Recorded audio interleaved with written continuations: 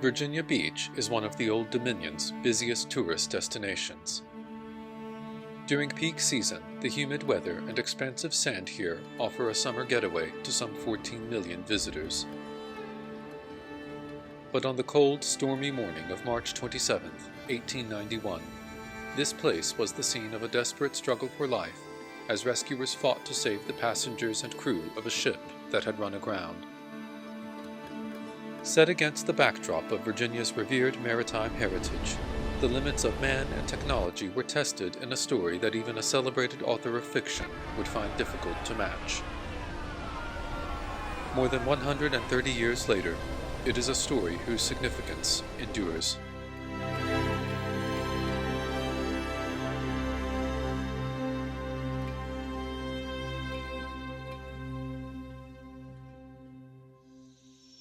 Hampton Roads has been a place of maritime importance since the beginning of English settlement in North America 400 years ago. A number of cities and towns developed around this large natural harbor where several rivers converge before flowing into the Chesapeake Bay. Because of this unique geography, Hampton Roads became a hub for commercial shipping in early America. Sailing was a dangerous endeavor in a simpler age before reliable weather forecasting. With little warning, a storm could turn the North Atlantic into a battleground for life and death. Tossed by the forces of nature like toy boats in a bathtub, hundreds of ships have been sunk or run aground along the treacherous coast of Virginia and North Carolina, a stretch of ocean that has earned the ominous nickname, Graveyard of the Atlantic. In 1848, Congress established the United States Life-Saving Service to aid shipwrecked mariners. From the act resulted publicly funded life-saving stations every few miles along the coast, provisioned with emergency equipment and crews ready to respond to ships in distress. In southeastern Virginia, 5 such stations were established over the 20 miles between Little Island and Cape Henry. The No. 2 station at Virginia Beach, known commonly as SeaTac, was built here in 1878, where 24th Street meets the oceanfront. Next door is the Virginia Beach Surf and Rescue Museum, some of whose collection interprets the different methods of rescue that life-saving stations had at their disposal. The most conventional craft was the wooden, clinker-built surfboat. But these small, open boats were of little use during the worst of Mother Nature's fury. In more tempestuous circumstances, a mechanism called the breeches buoy could reach ships that had wrecked within a few hundred yards of the shore. By using a small cannon called a Lyle gun to establish a line between the ship and the beach, rescuers could haul crewmen to safety one at a time. Using that same technique, some stations also had at their disposal a cramped, watertight craft called a life car that could carry multiple occupants more safely. Despite the rudimentary technology of their time, the trained surfmen who utilized these tools saved hundreds of lives every year when this notorious stretch of ocean became brutal. At the same time that life-saving stations were popping up along the coast, a steady tourism industry had also begun to develop in Virginia Beach. Since its incorporation in 1691, Princess Anne County, named for the future Queen Anne before her accession, was characterized by plantation agriculture and sprawling pine forests. But investors were eager to develop this deserted stretch of beach on the county's eastern oceanfront into a resort town. In 1883, the Norfolk and Virginia Beach Railroad and Improvement Company finished work on a branch line connecting Norfolk's Union Station to the oceanfront. After a 45-minute-long journey through 19 miles of Princess Anne County's pristine farmland, the train arrived at the private platform of a sprawling resort hotel on the beach. Situated between the termini of present-day 14th and 16th Streets at the boardwalk, the Princess Anne Hotel was Virginia Beach's first substantial resort, attracting the well-heeled from up and down the East Coast. Tall-masted sailing ships and smudges of smoke from steamers moving in and out of Hampton Roads made for continual sightseeing. But privileged holidaymakers were far removed from the difficult and dangerous lives of the sailors on the horizon. Although the widespread emergence of the steamship during the second half of the 19th century was beginning to change the shipping industry, sailing ships were still common sights on the Atlantic Ocean during this transformative time. One of these many thousands of nondescript sailing ships was a Norwegian bark named Dictator. Comparatively fast and relatively inexpensive to operate, ships like these formed the backbone of global trade. Originally built in Canada in 1867, Dictator was 191 feet in length, with a beam of 37 feet. Having sailed to ports as far-flung as Singapore, Dictator was old and being quickly surpassed by technological developments in shipbuilding. Still, with a reputation for reliability, her Norwegian owners and crew drove her hard. On March 3, 1891, Dictator departed Pensacola, Florida, with a heavy cargo of yellow pine timber bound for England. She was under the command of the tall, determined, and respected captain Jürgen M. Jürgensen. Dictator's crew of 17 men were joined by the captain's wife, Joanna, and their 4-year-old son, Carl. Unwilling to separate their young family for months at a time, Joanna often insisted on joining her husband on long voyages, despite the age-old superstition that having a woman aboard ship was bad luck. Perhaps fittingly, this voyage was anything but smooth. Less than a week out of port, Dictator encountered 2 intense storms off the Florida Keys and the Grand Bahama Island that left her seriously damaged. 2 of her lifeboats had been smashed and wrenched from their davits by the sea, and the ship's hull had sprung a leak. After encountering yet another devastating storm, Captain Jurgensen decided to divert course to Norfolk, Virginia for repairs, much to the relief of both his family and his crew. They were just a few days away from safety.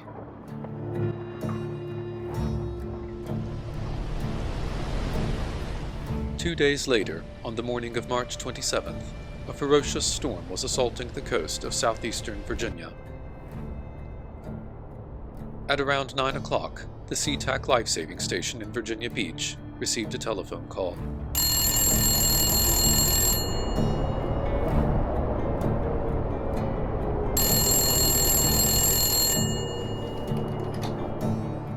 It was their sister station, 4 miles to the south, in Dam Neck Mills. They informed SeaTac's keeper, Captain Edward Drinkwater, that they had seen an unidentified, tall-masted ship fighting her way through the storm, pitching and rolling in the heavy seas, evidently trying to reach the refuge of Cape Henry. Drinkwater told Dam Neck Mills they would keep an eye out for her, and informed his crew to be prepared in case they had to go out. The storm's intensity was eerily reminiscent of a storm that had struck here 4 years earlier, in January 1887. The squall had forced a German ship called the Elizabeth to ground on a sandbar just offshore. When the crew manning the little island life-saving station saw Elizabeth's crew launching their lifeboats, they rowed out in the station's surfboat to offer their assistance. But all the small boats capsized in the churning sea.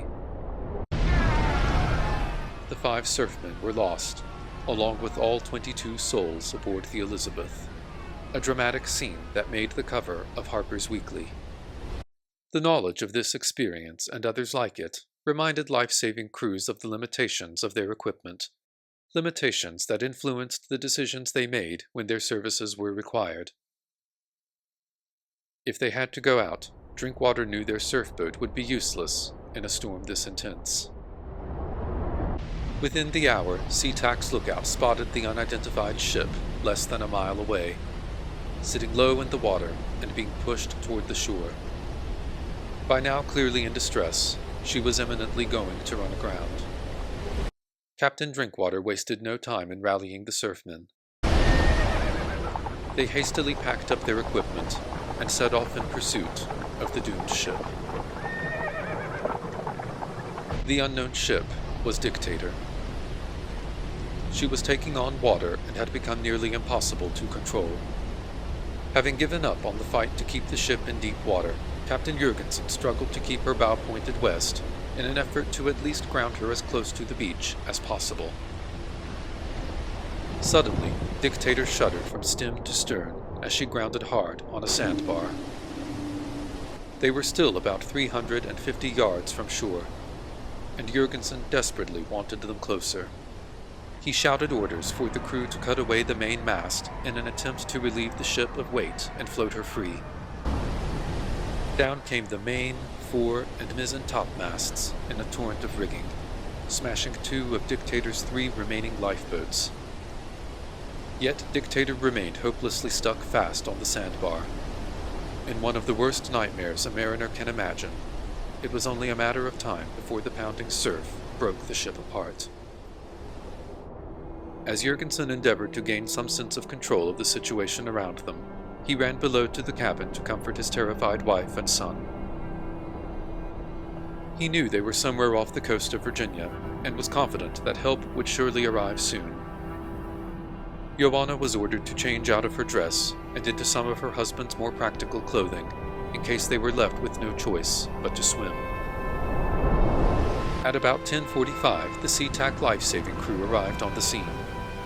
Within a few minutes, they had prepared their Lyle gun and were ready to dispatch a line to the ship. At Captain Drinkwater's order, the gun fired, sending the line with its lead weight whizzing through the air. But after multiple attempts, the line failed to pierce its way through the storm to reach the ship. To aid the surfmen, Dictator's crew threw a barrel overboard with a line of their own attached. The waves slowly washed the barrel ashore, where the life-saving crew attached their line for Dictator's crew to pull back aboard.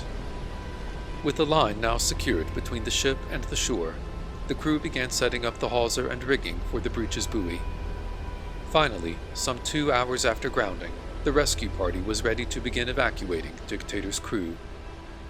Seaman Jakob Mael was ordered first to go.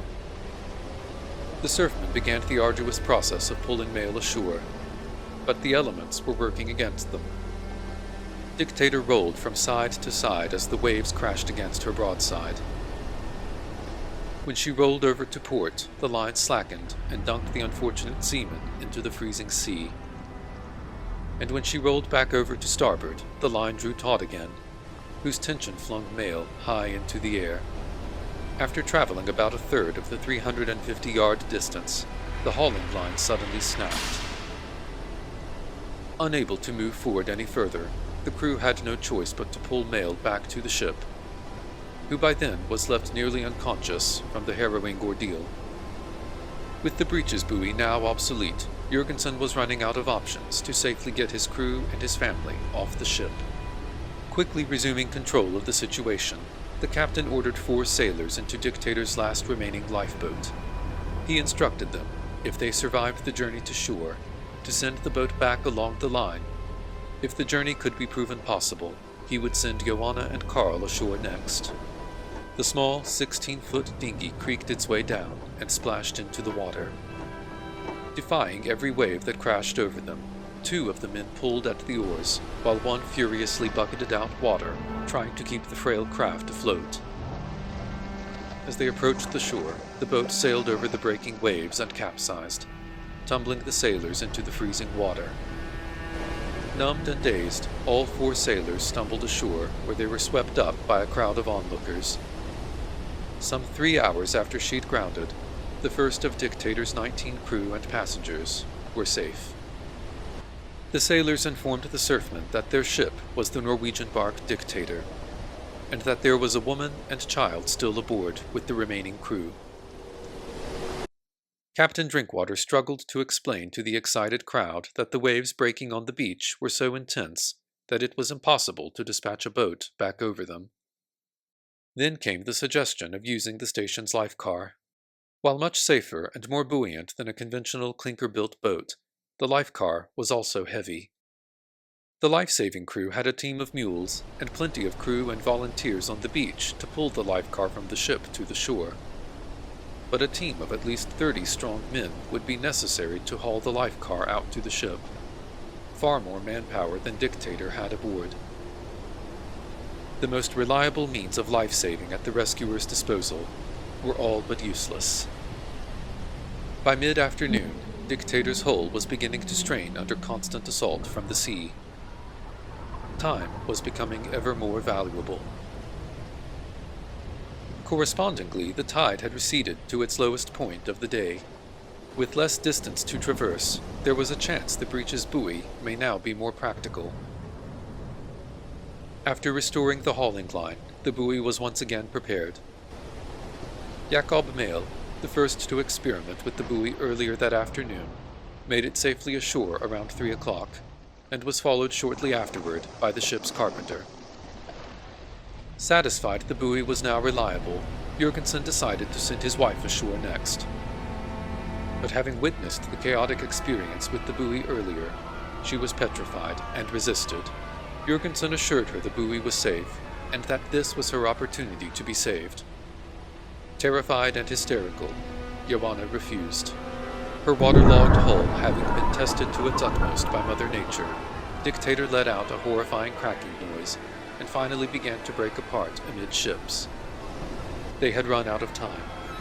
Men began jumping overboard, where many of them were dragged under by their sodden, heavy clothing. Accepting that swimming was their last chance at survival, Jurgensen tied 4-year-old Karl to his back and dove into the sea. He begged Joanna to jump, but paralyzed by fear, she could only cling to the railing as the Dictator disintegrated beneath her feet. The sailor Jean-Baptiste, despite his reputation as an intrepid swimmer, chose to remain behind with her.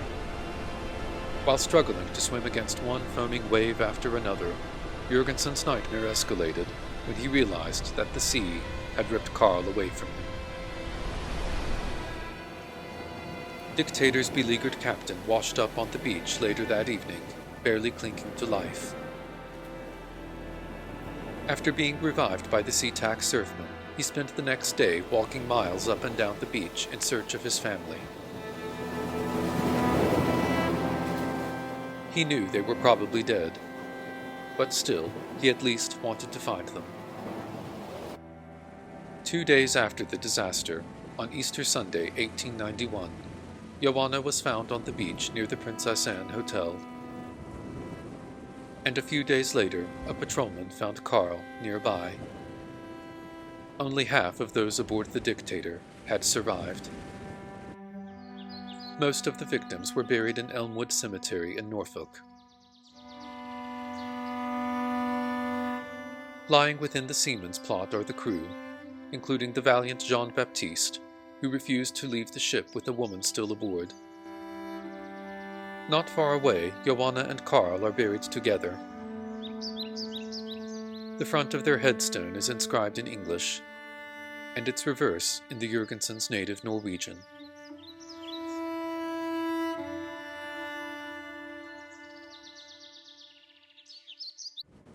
Wreckage from the Dictator washed ashore for weeks. Much of the hardy oak timber was used in the construction of St. Luke's Episcopal Church on the corner of Granby and Bute Streets in Norfolk. The church's doors, pews, wainscoting, and other fittings were all crafted from material that was once the bark Dictator. But consecration was not enough to purge the timber of its bad luck. The church was struck by lightning in 1921 and destroyed by fire. Among the wreckage washed ashore was the ship's figurehead.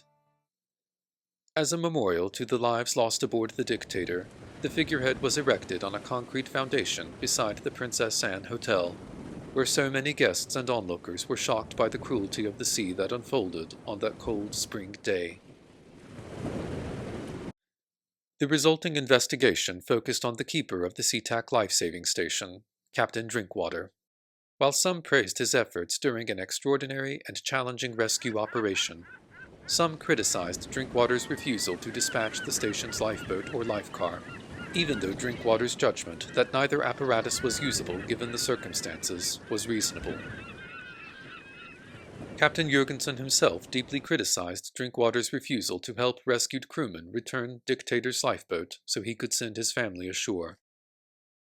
Unfortunately, Drinkwater's employer, the United States Life-Saving Service, was among those critical of his actions.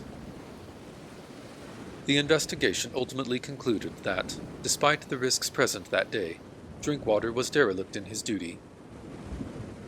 6 weeks after the loss of Dictator, the Superintendent of the United States Life-Saving Service closed the investigation and demanded Drinkwater's resignation. Having devoted 17 years to keeping life-saving stations along the East Coast, Drinkwater was forced to retire in disgrace. He died at his home in Virginia Beach and was buried nearby in Oceana, just 1 day before the 6th anniversary of the Dictator disaster. Deprived of his family, his ship, and half his crew, Captain Jurgensen returned to Norway a broken man, the course of his life forever altered. Seeking a fresh start, Jurgensen changed his surname to Donvig.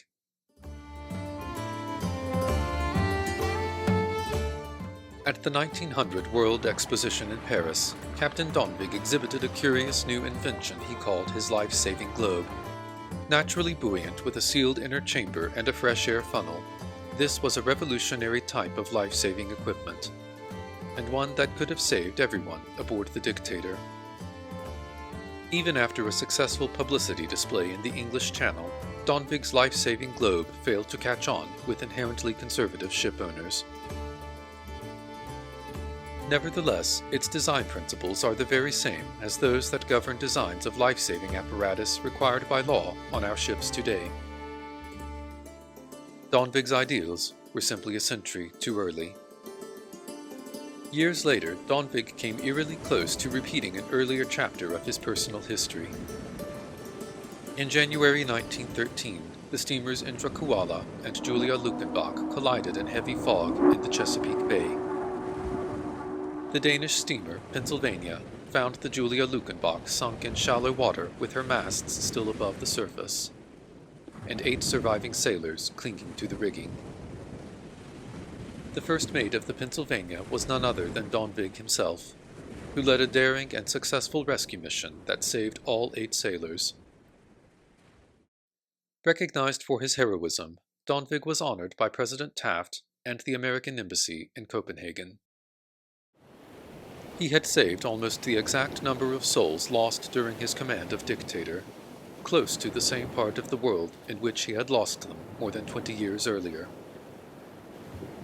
That connection could not have been lost on Donvig. Perhaps the experience forced him to relive the trauma of the Dictator. Perhaps he had found long-sought closure. Or perhaps, after a lifetime of disappointment as a mariner, he felt he had finally proven his worthiness to the sea. We will never know. Dictator's figurehead remained on display on the boardwalk, earning the moniker the Norwegian Lady. After decades of standing sentinel by the sea, she was damaged during the onslaught of Hurricane Barbara in the summer of 1953. The city of Virginia Beach removed the splintered statue from its concrete base and stored it in the city garage while they planned restoration. Eventually, the figurehead went missing from the garage and vanished from the pages of history. Its ultimate fate, still a mystery. Several years later, in 1962, the Norwegian Lady was replaced by a bronze statue crafted by Norwegian sculptor Olnulf Bast. The statue gazes out across the horizon toward an identical statue in Dictator's home port of Moss, Norway, symbolizing the sisterhood of 2 cities a world away, bonded by tragedy. Every year, the anniversary of the disaster is observed here with a ceremony, honored by performances from the King's Guard, and in 1995, a visit from Queen Sonja herself. But there still remains more of Dictator at Virginia Beach. After years of large timbers and iron spikes washing ashore on the north end of the beach, a storm in March of 1962 revealed something unexpected. 2 large pieces of wreckage, each measuring some 90 feet in length, were discovered on the beach. Matching Dictator's dimensions, samples of the timbers were tested and found to correspond with those used by the shipyard in New Brunswick that built her in 1867. 71 years of storms and currents had washed the ship's keel from its wreck site some 20 blocks further south. Covered by sand for public safety as much as to stem public intrigue, Dictator's bottom, which sailed the world for decades and grounded here on Good Friday, 1891, lies beneath an unassuming sand dune. The shipping industry has changed immeasurably since 1891. Advancements in engineering and safety at sea have made disasters like that which befell the Dictator almost entirely resigned to the annals of history. Virginia Beach, too, has changed beyond recognition since that time. The Princess Anne Hotel, the grand backdrop of the disaster, burned to the ground in 1907, and the rows of tidy cottages that once dotted the beach, too, are long gone. The passenger rail service from Norfolk that first developed this stretch of quiet sand into a tourist destination was discontinued in 1948. The last life-saving station that served here is today the Virginia Beach Surf and Rescue Museum, which dedicates itself to interpreting a way of life that few are left to remember.